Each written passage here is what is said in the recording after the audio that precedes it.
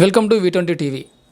కేంద్ర హోంమంత్రి సహాయ శాఖ మంత్రి బండి సంజయ్ గద్దర్ పైన అంటే గద్దర్కి అవార్డు పద్మశ్రీ అవార్డు రాకపోవడం పైన ఎందుకు రాలేదనేది అనే కుండ బద్దలు కొట్టినట్టు మీడియా ముందే ఎందుకు ఇవ్వాలి గద్దర్కు అని గట్టిగా చెప్పాడు.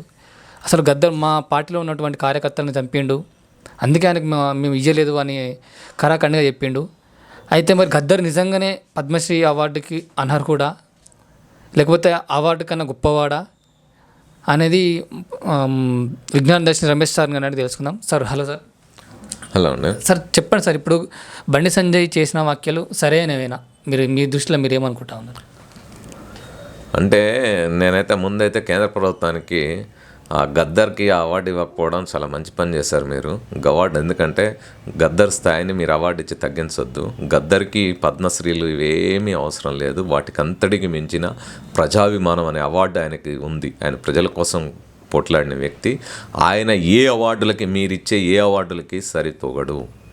ఈ ప్రభుత్వం ఇచ్చే అవార్డులకు సరితూగే వ్యక్తి కాదు. దానికంటే ఉన్నతమైన శిఖరాన్ని మీ అవార్డులు అందుకోలేవు. రెండవది గద్దరు ఆయన ఏం చెప్పాడు, బీజేపీ కార్యకర్తలు గద్దర్ ఎవరి మీద హత్య చేసాడా? గద్దర్ మీద హత్యా ప్రయత్నం జరిగింది. గద్దర్ తన శరీరంలోకి తూటాలు దిగినాయి. అయినా ప్రజల కోసమే నిలబడ్డాడు. ఏ రోజు వెనక్కి పోలే. చివరి వరకు తన ప్రజల కోసమే నిలబడ్డాడు. అంతేకాదు, రాజ్యాంగాన్ని పట్టుకొని రాజ్యాంగాన్ని కాపాడాలనే అంశం కోసం తిరిగిన వ్యక్తి. ఒక దశలో మందకృష్ణ కావచ్చు, గద్దర్ కావచ్చు, వాళ్ళందరూ వచ్చిన ప్రారంభమైన నేపథ్యం ఆ నేపథ్యం వేరు. ఆ నేపథ్యం నుంచి వచ్చిన తర్వాత అనేక అంశాలు చూసి సమాజాన్ని అర్థం చేసుకొని ఇంకొక మార్గంలోకి వాళ్ళు వచ్చి వాళ్ళ ప్రయత్నాలు చేశారు. సో అక్కడి నుంచి గదర్ ఏ రోజు ఏ హత్యాకాండలో పాల్గొనలేదు, ఎక్కడ హత్య చేయలేదు. కాకపోతే ఎక్కడైతే దారుణాలు జరిగినాయో, ఎక్కడైతే అన్యాయం జరిగిందో ఆ అన్యాయం పక్షాన చట్ట ప్రకారమే నిలబడ్డాడు. ఈవెన్ ఆయన ఎన్కౌంటర్లో చనిపోయిన బంధుమిత్రుల కమిటీ ఏర్పాటు చేసుకొని దాని పక్షాన ఉన్నా కూడా చట్ట ప్రకారమే వ్యవహరించాడు. కాకపోతే ప్రభుత్వాలు అక్రమ చట్టాలు అనేక మంది మీద పెడితే ఆయన మీద కూడా కేసులు పెడతారు. ఆ విధంగా కేసులు పెట్టారు తప్ప ఏ కేసు ఈరోజు వరకు ఒక దగ్గర హియరింగ్ అయ్యి అనేది దోషి అని ఎక్కడ తేలిందా? చర్చలే జరుగుతూ ఉన్నాయి. అంటే సాగదీతలు తప్ప ఇంకోటి ఉండదు. సో మనం చూస్తున్నాం, జైలు పోయిన సాయిబాబా గారు కూడా నిర్దోషి అని బయటకు వచ్చిన పరిస్థితి ఉంది. కాబట్టి కేసులు పెట్టడము, కేసులు ఉండడమే ఒక మనిషి యొక్క అదే కొలమానం కాదు. ఇప్పుడు పద్మశ్రీ అవార్డు ఇస్తారా ఇవ్వరా? నాకైతే అసలు రేవంత్ రెడ్డి సర్కారు పద్మశ్రీకి అది సిఫారసు చేయడమే ఇష్టం లేదు. అవసరం లేదండి గద్దర్కి. గద్దర్ పేరుతో అవార్డులు పెట్టండి, ఇప్పుడు ఇవ్వండి ప్రజా కళాకారులు పెట్టింది కదా ఇప్పుడు గద్దర్ నంది అవార్డు. అది ఉన్నతమైనది. దాన్ని యాక్సెప్ట్ చేద్దాం. అట్లా చేయాలి తప్ప ఇది అవసరం లే. ఈ అవార్డులు ఇవన్నీ గద్దర్ ఉంటే కూడా, నేను గద్దర్ బతికుంటే కూడా అవార్డుకి తన నామినేషన్ పెట్టుకునేవాడు కదా, పెట్టుకోలేదు కదా ఈరోజు వరకు. పెట్టుకున్నాడు ఎప్పుడైనా తన జీవితంలో? గద్దర్ ఏ రోజైనా ఏ అవార్డుకైనా అప్లికేషన్ పెట్టుకున్నాడా? పెట్టుకోలేదు. పైరవీలు చేసుకున్నాడా? ఇప్పుడు ఎంతమంది పైరవీలు చేసుకొని తెచ్చుకుంటున్నారు, కానీ వాటికి దూరంగానే ఉన్నాడు కదా. సో అందుకని గద్దర్ జీవితాన్ని, ఒక ఉన్నతమైన శిఖరం, ఆయన జీవన విధానాన్ని, ఒక ప్రజాయుద్ధ నౌకగాని పేరుతో ఉన్న ఆయన దాన్ని ఎవరూ కూడా దాంతో పోల్చలేరు. గద్దర్తో కలిసి పనిచేసిన సాన్నిధ్యం కూడా నాకు ఉంది. వైజ్ఞానికంగా సైన్స్కు సంబంధించిన అంశాలు, అనేక అంశాల్లో నేను ఆయన కూర్చొని మాట్లాడుకొని చేసుకునే వాళ్ళం. సో ఆ గద్దర్ వ్యక్తిత్వాన్ని ప్రత్యక్షంగా కూడా చూసిన వాళ్ళం. ఆయన ఎవరికి ఏదో హాని చేయాలి, ఇప్పుడు వీళ్ళని దాడి చేయాలని చూసేవాడు కాదు. కళారంగంలో ఒక ఉన్నతమైన స్థానానికి వెళ్ళిన వ్యక్తి. ఈరోజు మీరు అవునన్నా కాదన్నా, ఎవరు ఆయన్ని గుర్తించినా గుర్తించకపోయినా ప్రజలు గుర్తిస్తారు. ప్రజా కళాకారుడు కదా ఆయన. కాబట్టి అవార్డులు ఆయన స్థాయిని తగ్గిస్తాయి తప్ప పెంచవు. ఆయన స్థాయికి ఏ అవార్డు అందుకోదు. సార్ ఇప్పుడు అన్ని చేయడానికి కారణం ఏమై ఉంటాను అంటే, ఇప్పుడు కేంద్రంలో ఉన్న వాళ్ళే చేయించిరా, లేకపోతే ఇప్పుడు ఇంకొకటి టాక్ ఏమి నడుస్తుందంటే ఈటల రాజేందర్ని బీజేపీ రాష్ట్ర అధ్యక్షుడు చేద్దామని కేంద్రం అధిష్టానం ఫిక్స్ అయింది. అందుకోసం ఈయన కాదని ఆయనకి ఇస్తారు కాబట్టి ఆ ఉద్దేశంతో కూడా చేసిరు అని అంటారు. నిజమే అనుకుంటారా మీరు? ఎట్లా రాజకీయ కోణం ఉందంటారు దీని? ఇక రాజకీయాలు ఏమున్నాయి ఏమిటనేది వాళ్ళకి తెలియాలి, ఎందుకోసం చేస్తున్నారు అని. సహజంగానే బీజేపీ అనేది బీజేపీ ఎంఐఎం ఈ రాష్ట్రంలో మత ఉన్మాద పార్టీలు.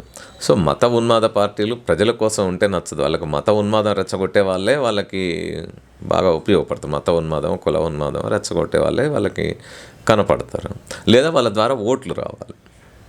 ఇప్పుడు మందకృష్ణ గారు ఒక న్యాయమైన డిమాండ్ కోసం పోరాడుతున్నారు. ఆయన ఏబిసిడి అంటే అందరికీ రిజర్వేషన్ ఫలాలు అందాలనే దాంతో ఆయన పోరాటం ఉంది. అందరూ మద్దతు ఇచ్చారు, అది జరుగుతూ ఉంది. ఇప్పుడు సుప్రీంకోర్టు కూడా దానికి అనుకూలంగా తీర్పు ఇచ్చింది. అది ఇంకా పార్లమెంటు, చట్టాలు, అసెంబ్లీ ఏం జరుగుతుందో అది వేరు. కానీ ఆయనకి అవార్డు ఇవ్వడానికి అస్సాం కొలమానాలు చూసుకుంటే ఆయనకు అవార్డు ఇస్తే అదే కొలమానం కూడా అడ్డొస్తుంది. ఆయన కూడా అక్కడ నుంచి మొదలైన సరే వాళ్ళ రాజకీయ ప్రయోజనం, వాళ్ళకి ఓటింగ్ దానికోసం మందకృష్ణని లేదా వర్గీకరణ ఉద్యమాన్ని ఏ విధంగా వాడుకోవాలి అనే దాంతో వాళ్ళు ఇచ్చారు. కానీ ఇయ్యడాన్ని మన అందరం మందకృష్ణకి ఇవ్వడం అది సహజం, న్యాయము. ఎందుకంటే ఈ దేశంలో అణగదొక్కబడిన వాళ్ళు, కనీసం ముట్టుకుంటే మైలపడతాం అనే వాళ్ళకి ఏదో ఒక పేరుతో గుర్తింపు రావడం అనేది అది ఎవరిచ్చినా దాన్ని స్వాగతించాల్సింది. కానీ గద్దర్ని మాత్రం దీంతో పోల్చలేము. గద్దర్కి ఉన్న కళా ఏదైతే నైపుణ్యం, ఆ ప్రతిభ, అది జనం కోసం నిబద్ధతతో నిరంతరం నిలబడ్డది. ఆ రాజ్యాంగ పరిరక్షణ కోసం తను చివరి దశ వరకు కృషి చేసింది. అందుకోసమే తన పాటలు రాసి ముందుకెళ్ళింది. ఇదంతా ఎవరు కూడా ఆ స్థాయిలో ఇంత సమాజాన్ని ఈ కాలంలో మనం చూస్తే మన జనరేషన్లో సమాజాన్ని ఇంతగా ప్రభావితం చేసిన మరొక వ్యక్తి లేడు. అంటే చైతన్యం చేయడంలో ఇప్పుడు మూఢత్వాన్ని రెచ్చగొట్టి లేదా ఇంకోటి అట్లా అయింది అట్లా తీసుకెళ్ళి రెచ్చగొట్టే పరిస్థితి వేరు. సామాజిక అంశాలు, ఆర్థిక అంశాలు, రాజకీయ అంశాల్లో ప్రజల్ని ఆలోచించే విధంగా కళను తీసుకెళ్ళడం అనేది ఒక ప్రజా కళ అంటే ఏమిటి అని నిరూపించడంలో గద్దర్ స్థాయి ఉన్నతంగానే ఉంటుంది ఏ రోజుకి. అది ఎవరూ తగ్గించలేంది. ఎవరెన్ని అవాకులు చవాకులు పేలినా ఆయన స్థాయి ఏమాత్రం తగ్గదు. ఆయన ఇంకా రాజ్యానికి వ్యతిరేకంగా పోరాడిండు. దాంతో పాటుగా ఓటు వేయని వ్యక్తి, ప్రజాస్వామ్యాన్ని గౌరవించని వ్యక్తి ఆయనకు ఎందుకు ఇవ్వాలని బండి సంజయ్ అంటే బీజేపీ వాళ్ళు కూడా అంటూ ఉన్నారు చాలామంది. రాజ్యానికి వ్యతిరేకంగా పోరాడిన వ్యక్తులు వీళ్ళు కూడా పోరాడినరుగా. ఇప్పుడు ఒక ప్రభుత్వం ఒక పాలసీ తీసుకొని లేదా ఒకటి చేసినప్పుడు చట్టాన్ని ఉల్లంఘించి పోరా, చట్టోల్లంఘన చేయరా. ఎమర్జెన్సీ వచ్చింది, ఎమర్జెన్సీ కాలంలో ఇదే చట్టం అని చెప్పినప్పుడు దాన్ని ఉల్లంఘించి మొత్తం ప్రజాస్వామిక ఉద్యమాలు వచ్చినాయి కదా పెద్ద ఎత్తున. ప్రభుత్వము ప్రజా వ్యతిరేక చర్యలు తీసుకున్నప్పుడు చాలామంది చాలా రకాలుగా తమ నిరసనలు తెలియచేస్తారు. సో అదే తను వేయలేదు, ఓటు వేయకపోవడం తనకంటూ ఓటు వేయకపోవడం కూడా ప్రజాస్వామిక ప్రక్రియలో భాగమే. అదేమీ అది కాదు, ఓటు వేయొద్దని కూడా ప్రచారం చేసుకోవచ్చు. కానీ ఆ తర్వాత తాను ఓటేస్తున్నా అని చెప్పి వచ్చి ఓటేసాడుగా, బహిరంగ మీడియా ముందు వేసేయడం లేదా. సో తను ఏదైనా అది పొరపాటు ఆలోచన అనుకున్నాడు, తనే గ్రహించారు. ఆ గ్రహించిన తర్వాత తను వేసి నేను ఇదే సరైనది అని తను చెప్పాడు, రాజ్యాంగాన్ని పట్టుకొని చెప్పాడు.